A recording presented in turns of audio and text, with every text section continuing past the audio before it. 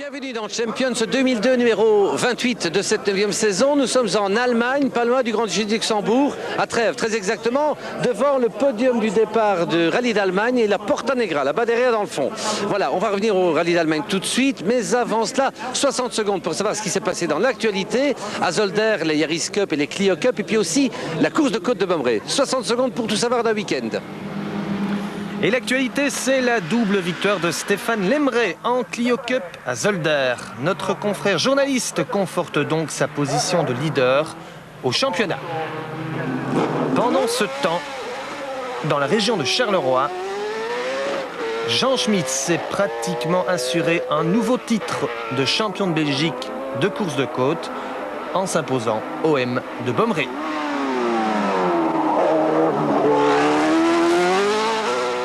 L'actualité en librairie, c'est la sortie du dernier numéro de Turbo Magazine avec, entre autres, l'interview de John Goossens et la présentation du Grand Prix de Belgique de Formule 1. Enfin, retour à Zolder où Philippe Jacobs a remporté les 2 manches de la Toyota Yaris Cup Radio 21, 2 fois devant Louis Mast et le grec Nikos Zakos.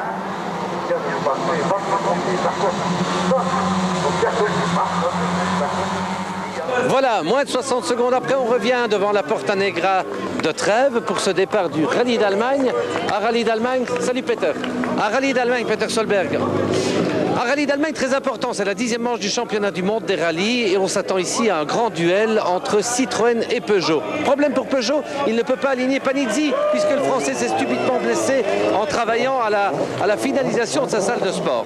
Par contre, donc, le grand favori devient Sébastien Loeb, l'étalon, le pur sang de Citroën. Sébastien Loeb qui en plus est à 2 km ou à quelques kilomètres de chez lui. Voilà. Avant d'attaquer le rallye d'Allemagne, rappel des avant-coureurs de ce rallye d'Allemagne. La foule est en délire ici. On se rafraîchit la mémoire. Pour rappel, le théâtre du rallye d'Allemagne, c'est la vallée de la Moselle et les forêts de la Sarre. Un territoire voisin du Luxembourg, de la Belgique et de la France. Par conséquent, on s'attend à voir déferler des centaines de milliers de passionnés. Téintérim vous invite à vivre le mondial des rallyes. Cap sur l'Allemagne.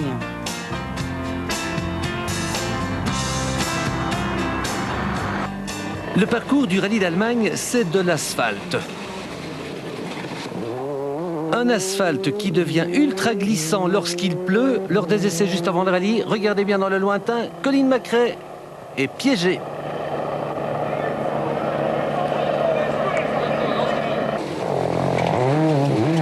Il y aura une multitude d'épingles à négocier. La 206 risque bien d'être à nouveau redoutable. Elle pourrait bien encore augmenter son avance au classement mondial des constructeurs. Un classement où Peugeot précède Ford, regardez, de 25 points. Et Subaru de 59 points. Les autres sont largués. Cependant, Citroën, qui roule hors classement, pourrait bien bousculer tout le monde. Et cela grâce à son lévrier Sébastien Loeb, qui se sent comme à la maison puisqu'il habite en Alsace, à 200 km à peine de Trèves. Aujourd'hui, il n'y a peut-être pas encore trop de monde qui s'est déplacé, mais je pense qu'à partir de demain, il y aura quand même pas mal de supporters.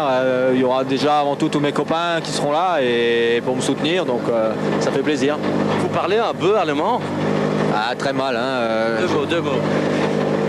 2 mots, ouais non, je parle 2 mots, ouais, c'est vrai que... 2 mots. Dankeschön. Dankeschön, ich bin froh.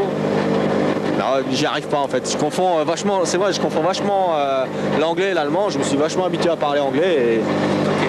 Voilà. Can you win the Rally of Germany? Deutschland. I hope, yes.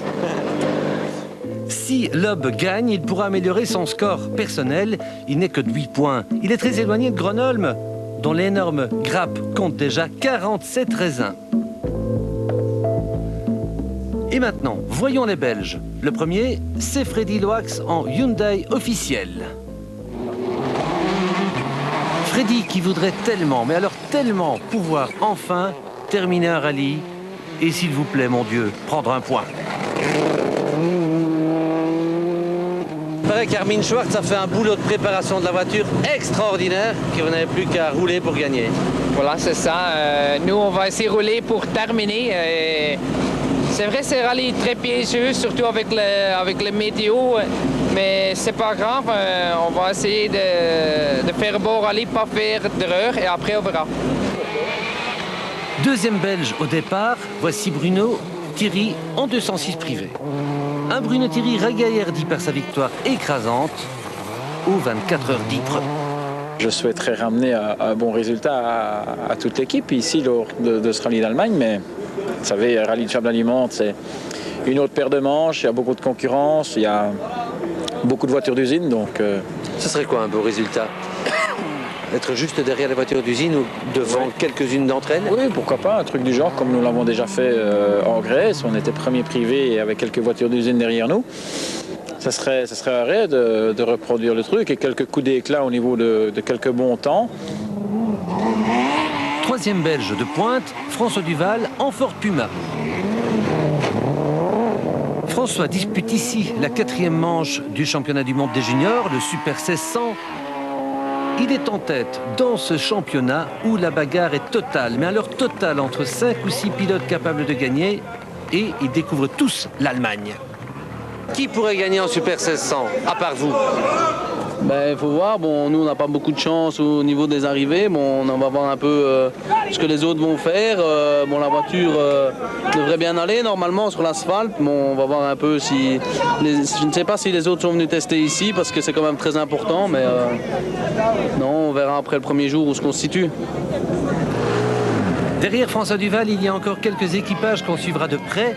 Peter Tschun, Roque Tenissen, les frères Colsoul, Bernard Servet. Vous le voyez, la Belgique est omniprésente et ses représentants sont de grande qualité.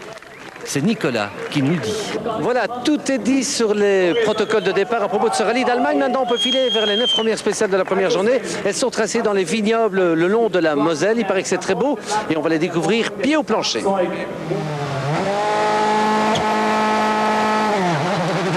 Gronholm, le leader du championnat du monde, s'élance le premier à l'assaut des tourniquets encerclés de vignobles.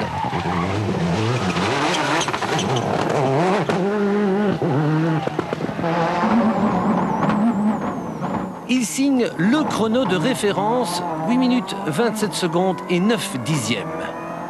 Paf!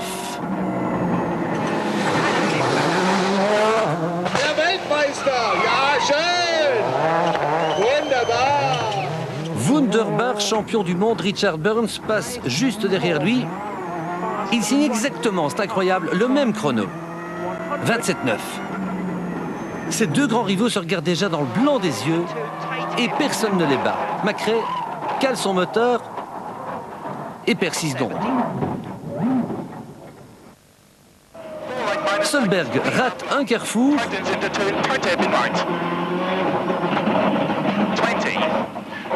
Perd 7 secondes. McKinnon casse le manche de son frein à main. Regardez bien. Tac. Et maintenant, pour pouvoir tourner serré, le quadruple champion du monde en est réduit à jeter sa voiture comme un chiffonnier. Résultat, il perd 40 secondes et toute illusion. Yeah, first corner on first dates. Pull the handbrake and... You're too strong. Then you fix it. At least now we can fix it. C'est beaucoup plus grave pour l'Autrichien Mortel dans le premier virage. Il casse une roue. 250. Mais il parvient à continuer sur 3 pattes. Sébastien Loeb se fait piéger lui aussi. Il va caler son moteur dans une épingle. Gauche 10, épingle, pas corps. Et gauche à fond. Allez, gauche à fond. Mais le grand favori ne perd que 4 secondes et il se rachète aussitôt en signant le meilleur temps dans la deuxième spéciale. Il bat d'un souffle Gronholm et Burns. Droite 130. Droite 130 sur gauche à fond. Gauche à fond et attention, droite frein pour gauche. Ça me semble plus court. Attention, droite. La guerre totale entre Citroën et Peugeot est maintenant ouverte. Ok. Derrière eux, l'opposition a déjà mis un genou à terre, exemple symbolique. Colin McRae se plante dans ses notes. Et non, Colin, c'était à gauche. Et Carlos Sainz ne fait pas mieux. Enfin, il rectifie in extremis. Nous voici dans la troisième spéciale, baptisée 20 de Moselle, 22 km de Caracol. Bizarre, Grenoble roule, disons, carré. Quelque chose ne va pas. Et pourtant, à l'arrivée, en parfait gentleman finlandais, il signe un autographe avant d'exploser intérieurement.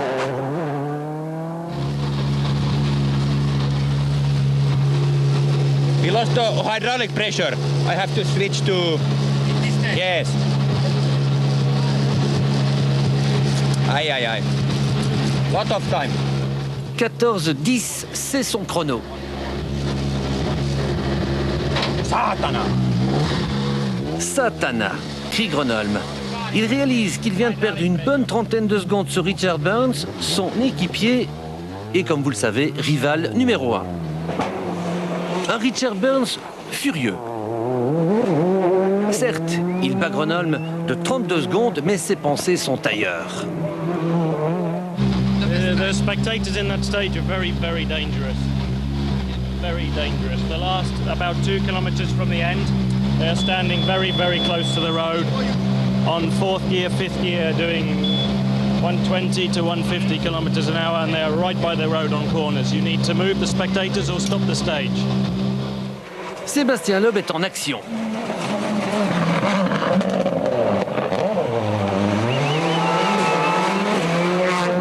J'ai mis 80 mètres ciel, pour attention gauche, droite, frein, glisse fort. Après sa mise en jambe du matin, le jeune Français a décidé d'attaquer. Il se défonce, tend à battre 13-38 par Burns. Il lui met, regardez bien, 14 secondes. 13-24 d'après le chrono. Alors si c'est ce temps-là, vu que tu es à 3 secondes 3 de Burns, après 2 spéciales, si c'est ce temps-là, tu prends la tête pour plus de 10 secondes. Je sais pas, on va attendre la confirmation du temps déjà. Le temps de Burns c'est 13-38-5, tu fais 13-24, tu prends la tête pour plus de 10 secondes. Ben, j'ai super bien roulé, grosse attaque. Depuis le début, je suis bien rentré dans le rythme et là on roule vraiment très fort. Hein. J'ai bien compris le truc pour les épingles, on a peut-être... Il faut vraiment s'appliquer dans les épingles pour pas caler, il faut débrayer et tout, c'est assez délicat. Donc là je commence à prendre le truc, on perd moins de temps dans les épingles et ça va de mieux en mieux. C'est énorme hein, Sébastien. On se disait que vous pouviez battre Burns de 3 secondes 3 ici, mais vous lui en mettez 14. Je suis impressionné moi-même parce que dans celle d'avant je pensais avoir bien roulé. Là j'ai attaqué très fort aussi, j'ai roulé un peu plus propre, ça a dû payer.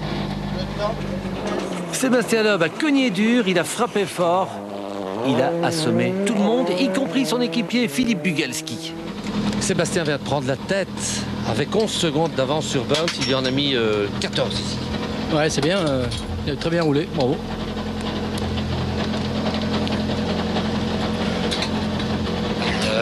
C'est 14 secondes de mieux que vous aussi.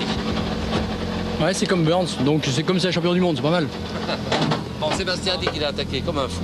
Ouais, moi je pouvais pas parce que j'étais obligé de freiner comme un fou. On a la pédale de frein cassée, comme vous pouvez le constater.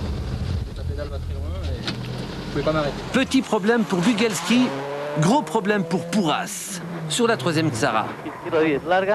L'Espagnol cale. Son extincteur va se déclencher. Voyez plutôt. Attention, clac. L'électronique a foiré et c'est l'abandon. Consolation pour Citroën, Sébastien Loeb a fait le ménage. À 11 secondes, Burns résiste, d'accord, mais tous les autres sont déjà à plus de 30 secondes. Nos Belges se comportent brillamment, spécialement Bruno Thierry qui, tenez-vous bien, est 8e du général, juste derrière Macrae, Grenoble et Sainz. Bruno Thierry se rappelle au bon souvenir de tous en signant d'emblée 2 8e temps. Il glisse sa 206 privée devant une dizaine de machines d'usine.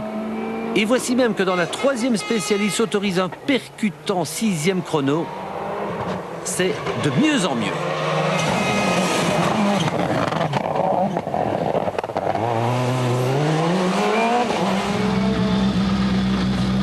bon temps. Pas mal, hein, plus vite que les Hyundai. Très bien, 13,42, c'est un excellent temps. Non, la voiture va bien. On a un petit peu changé juste avant celle-ci. Et c'est bien. Vous savez, Ypres a fait beaucoup de bien pour nous. Bruno se classe donc devant les Mitsubishi, les Skoda et les Hyundai. Le voici donc aussi devant Freddy Loax, un Freddy Loax légèrement dominé par Schwartz, son équipier allemand. Cependant, Freddy Loax bat quand même Schwartz dans la 3e spéciale.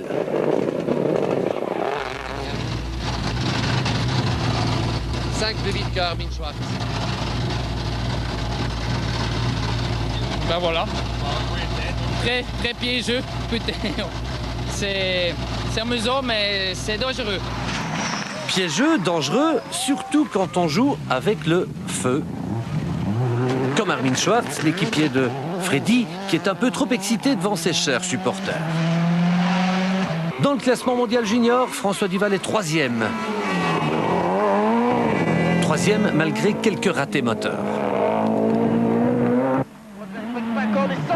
Revenons en tête. La machine noble est maintenant lancée à toute allure. Sous son casque, Sébastien transpire. Droite 650 mètres, droite 80 moins. Il enfile les meilleurs temps comme des grains de raisin sur le fil d'un chapelet.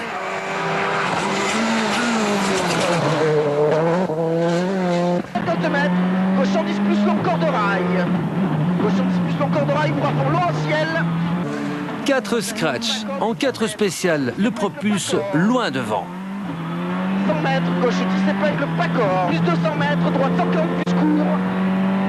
200 mètres, droite 140 plus court. Pour à fond. Ok. Une grande fierté dans votre tête. Fierté, ouais, bah c'est sûr que je suis content d'être là. En plus, c'est vrai que c'est le rallye le plus proche de chez moi. J'ai beaucoup de supporters ici, j'ai envie de leur faire plaisir, j'ai aventure ou envie de me faire plaisir.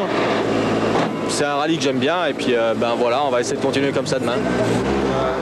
Burns a résisté comme il a pu, mais il a perdu un peu de temps partout. Le voici décroché